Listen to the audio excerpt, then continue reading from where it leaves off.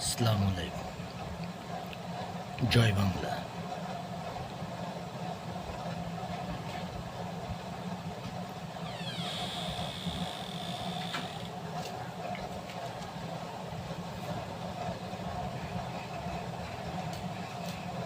এবারের সংগ্রাম মুক্তির সংগ্রাম, এবারের সংগ্রাম স্বাধীনতার সংগ্রাম। প্রত্যেকটা মানুষ আমরা পরাধীন, প্রত্যেকটা মানুষ। তো সারা পৃথিবীতে যেটা ঘটছে, এরা এই ইহুদিরা সারা পৃথিবীতে মানুষকে উত্তক্ত করে রেখেছে। মানুষ একেবারে অতিষ্ঠ। তো এমত অবস্থায় আগে বাংলাদেশ থেকে শুরু হোক।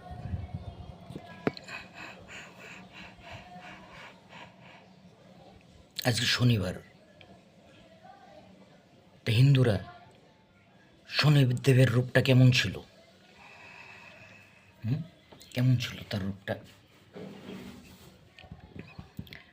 তা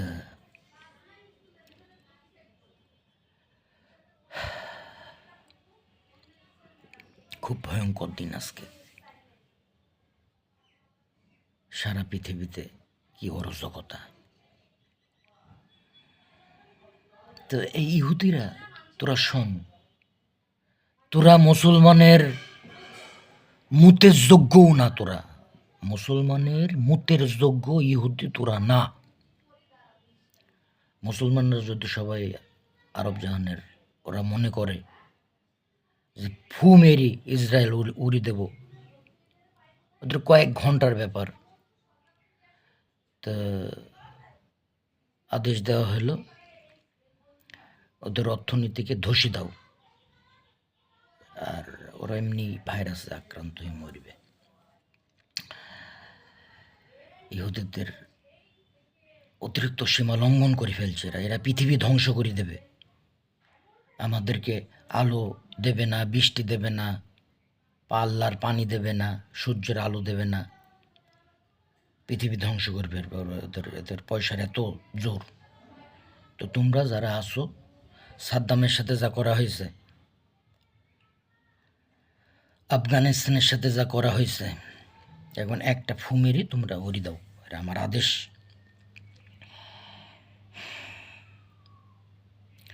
আর এরা এক দেশের কথা বলি, সোনামণিরা, ছাত্ররা, সজাগ ছাত্র,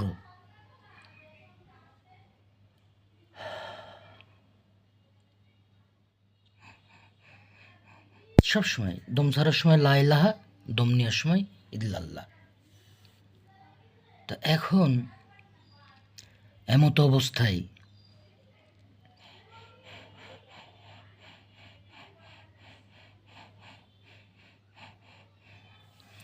বাংলায়, আজ সারা বাংলায় যে পরিস্থিতি, ছাত্ররা, সোনামণিরা,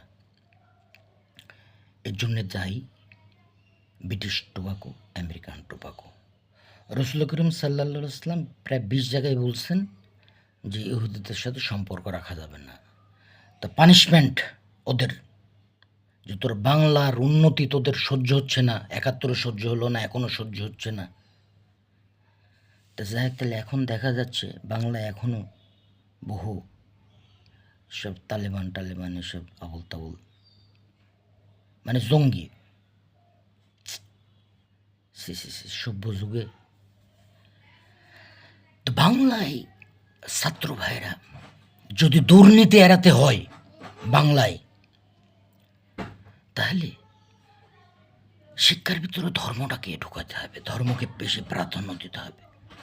আমরা যদি ধার্মিক হতে না পারি, তাহলে আমাদের নৈতিকতা ঠিক থাকছে না। আর নৈতিকতা ঠিক না থাকলে দেশে যাকেই বসানো হোক না কেন, সেই চুরি করবে, চোর সব, মানে মানসিকতাটাই চুরি।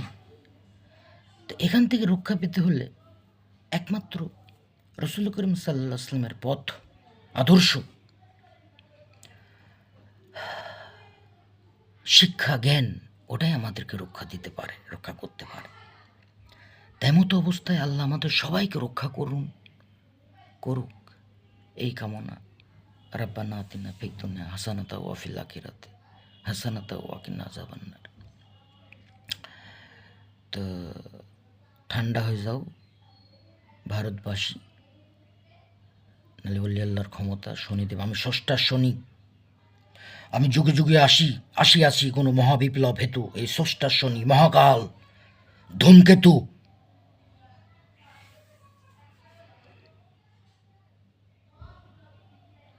700 নজরুলের কথা, বাংলায় নজরুল দর্শন।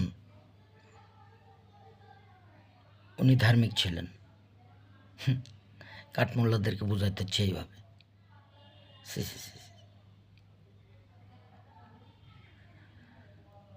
ইহদিনাস সিরাতাল মুস্তাকিম। তো যাই হোক, প্রত্যেকটা মানুষের ভিতরে এই জ্ঞানটা থাকতে হবে যে রসুল সাল্লাল্লাহু আলাইহি ওয়াসাল্লাম কি বলল, মনের ভিতরে এরকম থাকতে হবে যারে সর্বনাশ, কারো আটানা যদি আমি মেরি খাই তার হিসাব আমাকে দেওয়া লাগবে। এই ভয়, এই ভীতি যদি আমাদের ভিতরে জাগ্রত না হয়, মানবতা, বিবেক, একমাত্র শয়তান আর আল্লাহকে পার্থক্য কি করে? জ্ঞান, বিবেক, আত্মসংযম। আত্ম অনুরাগী না হলে এগুনা শোনা হয় না। আত্মতত্ত্বের অনুরাগী, নিষ্ঠারতি, ভয়ং ত্যাগী লালন কয় রসিক যোগী, সে তো এরকম ব্যাপার। তা সোনামণিরা, পৃথিবী সবার জন্য মুক্ত। আল্লাহর খোলা আকাশ বাতাস আমরা সবাই ভোগ করব, কেউ বাধা দেওয়ার নাই। তা মুসলমানরা তোমরা দেখে দাও যে রসুল সাল্লাল্লাহু আলাইহি ওয়াসাল্লাম শেষ জামানায় আমাদের জন্য কী নিয়ে আসলো। ইসরায়েলে ওদেরকে রাখা যাবে না, শোনা, ওরা হলো বিষ, ক্যান্সার, খবিশ আর কি, শয়তানও না, খবিশ। তা তোমরা নিজেদের ভিতরে, ইরাক, ইরান, আফগানিস্তান, তোমরা নিজেদের ভিতরে যুদ্ধ করো না, শোনা। এখন ফু মেরি ইসরায়েলকে উড়িয়ে দাও, ফিলিস্তিনিকে ওই জায়গাটা সম্পূর্ণ দিয়ে দাও। আমি এসি পৃথিবীতে, এখন আল্লাহ আল্লাহ করো, আমাকে চেনো, আমাকে বুঝো। তো এখন শনিবার বেশি কথা বলতে,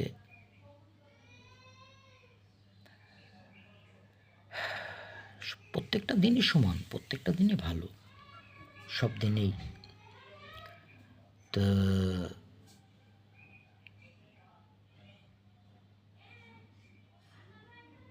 একটা মানুষ আল্লাহকে ডাকতে ডাকতে যখন আল্লাহওয়ালা হয়ে যায়, তখন সে যেটা বলে সেটাই ঘটে।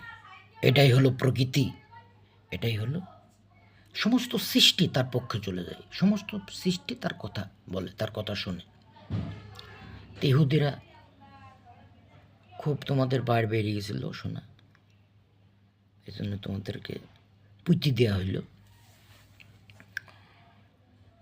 আর মোহাম্মদ মোহাম্মদ করো তোমরা, তাহলে তোমরা সামনে যে মহামারী আসছে এটা থেকে তোমরা বাঁচতে পারবা।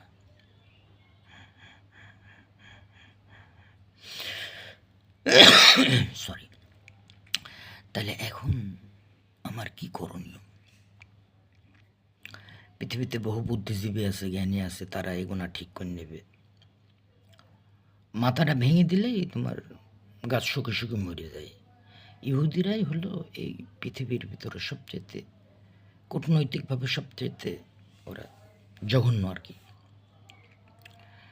পশু সমতুল্য বলা যাবে না, পশুর থেকে নিকৃষ্ট, মানে ওপেন শয়তানের পুজো করছে, ওপেন। আল্লাহ তো স্বাদ দিল, দেখার শক্তি দিল, শুকরিয়া আদায় কর, শুকরিয়া, আলহামদুলিল্লাহ রাব্বিল আলামিন, আলহামদুলিল্লাহ।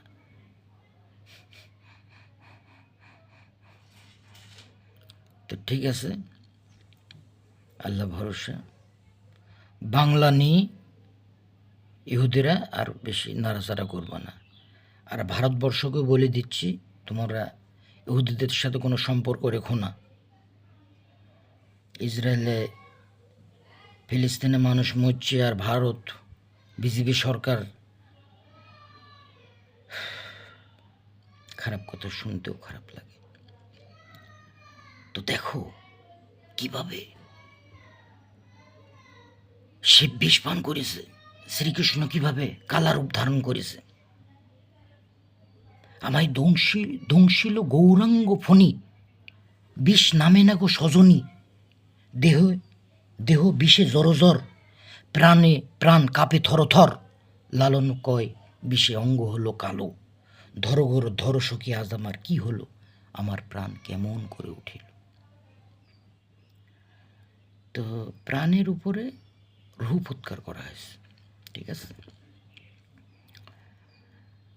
তো বিষ কিভাবে পান করতে হবে?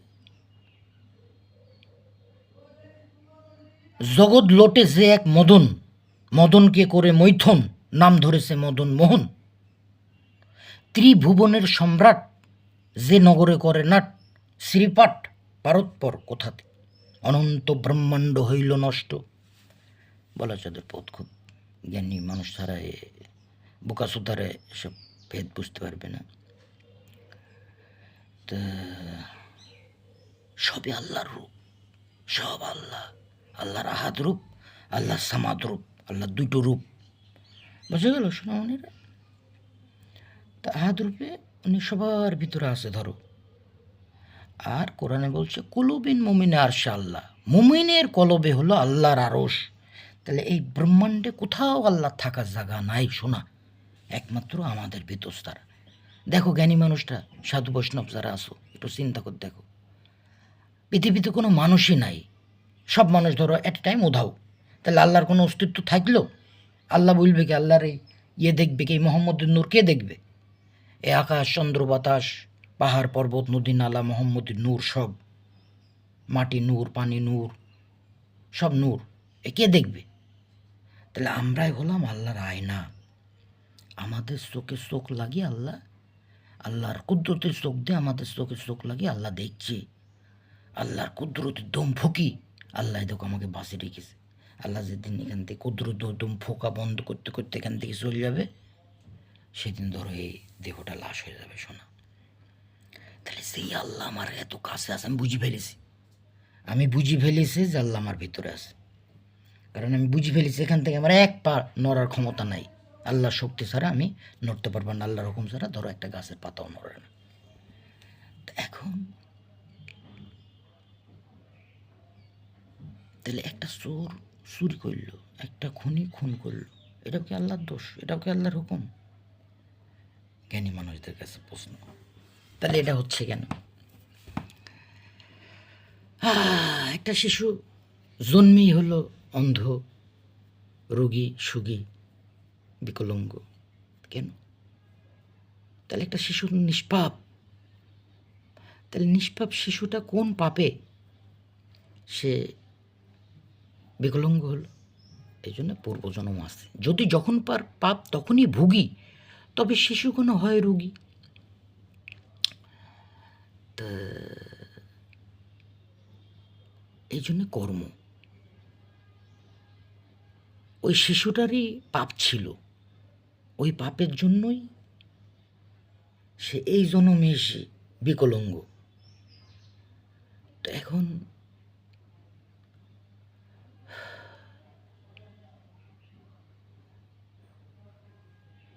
আরব জাহান, তোমরা শোনা, খবরদার আমার কথার বাইরে যেও না। আমি বর্তমান যুগে এসেছি তোমাদের রক্ষা করতে। তা আল্লাহ আমাদের সবাইকে রক্ষা করুক শোনা। তো তোমরা ঠিক রসুল সাল্লাহ সাল্লামের আদর্শ, কোরআনের বিধিবিধান, আদেশ নির্দেশ, ইহকাম আহকাম, আকিদা, এগুলো বর্তমান বাংলাদেশে যারা আন্দোলন করছে তারা বোঝো শোনা। এই পৃথিবীতে এসে আল্লাহর ইবাদতের জন্য পরীক্ষাগার, এই প্রত্যেকটা দম আল্লাহর ওপর ফেরা। 24 ঘন্টা হলো জিকির, 24 ঘন্টা। ধরো কাঠমোল্লা যারা আসো 5 ওয়াক্ত নামাজ পড়ছো, পড়ো, নো প্রবলেম। 5 পয়গম্বর আনছে, 5 বার অজু করছো, শরীর ঠান্ডা হচ্ছে, ব্রেন ঠান্ডা হচ্ছে, রোগ শোক দূর হচ্ছে, ভালো ব্যায়াম হচ্ছে।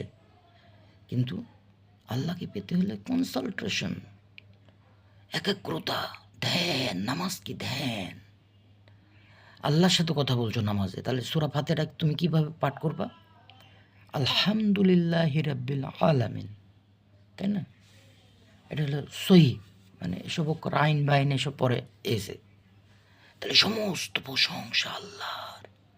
তাহলে আল্লাহর সাথে যখন বলছো আল্লাহকে, আল্লাহ সমস্ত প্রশংসা আল্লাহ তোমার, তুমি ছাড়া আমাদের কোনো অস্তিত্ব নাই গো আল্লাহ। তো এই কথাটা যখন বলছো, সেটা যদি এভাবে হয়, আলহামদুলিল্লাহ রাব্বিল আলামিন আর রহমানির রহিম মালিক আমিন, এভাবে হয়, এটা শোভা পায়, এটা সৌন্দর্যতা আসে, এটাই প্রেম ভক্তি আসে, এটাই রস আসে না, কষ আসে না।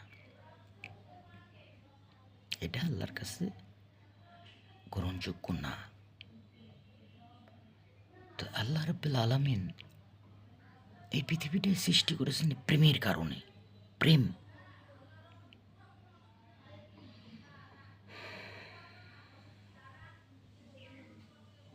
আমরাই হলাম আল্লাহর আয়না, আকার রূপ, আর উনি নিরাকার।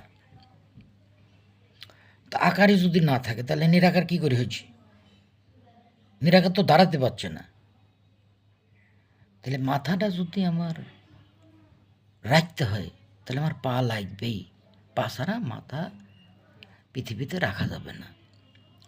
কোন প্রেমের দায় ফাতেমাকে সাইমা বলেছে, নিগুর প্রেম কথাটি আজ আমি শুধাই কার কাছে, যে প্রেমেতে আল্লাহ নবী মেরাজ করেছে। তাহলে মেরাজটা কি? মেরাজ আল্লাহ রসুল কিভাবে করল? এই যে সাধুরা, বাংলার সাধু বুদ্ধিজীবী যারা এখনও যারা ধ্যান যোগে, যোগী ঋষিরা, নামাজি পরেজগান মুত্তাকিন যারা ধ্যান যোগে আল্লাহর সাথে মেরাজ করে। আসসালাতুল মিরাজুল মুমিনিন, নামাজের মাধ্যমে মুমিনের মেরাজ হয়, মেরাজ ঘটে। তাহলে সে কি নামাজ? সেটা কি শরীয়তি নামাজ, না তরিকতি নামাজ, না মারফতি নামাজ, না হাকিকতি নামাজ, না ওয়াহদানিয়াত নামাজ? কোন নামাজ সেটা বুঝতে হবে। বোকাসুদা হয়ে যদি আমরা থাকি তাহলে তো হইল না।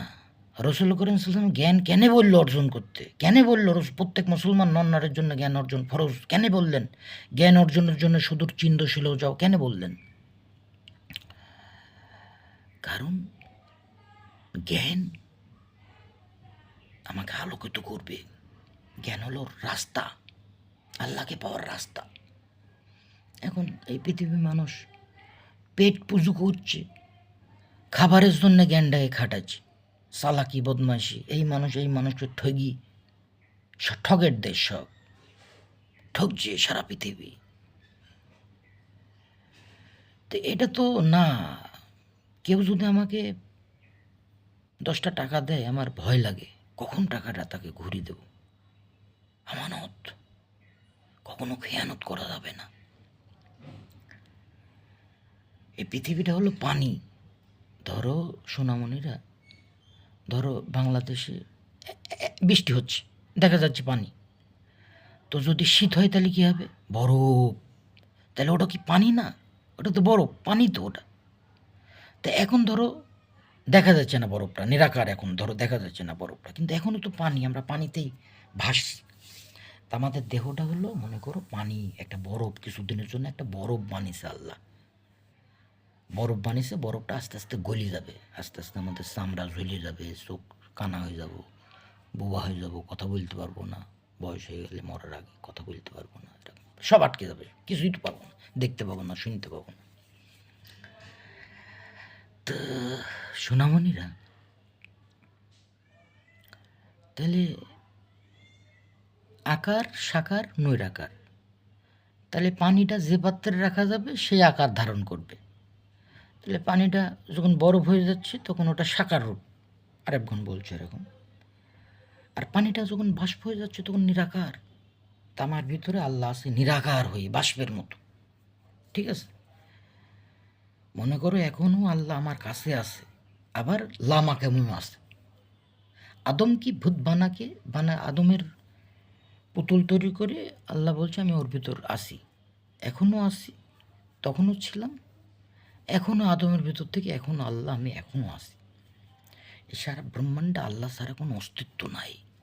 ইয়াং জেনারেশন ছাত্র সোনামণিরা যারা আসো, তোমরা এই সারা পৃথিবীর গাছ গোছালি পাহাড় পর্বত এদিকে নজর দাও, এখানে দেখো প্রকৃতি,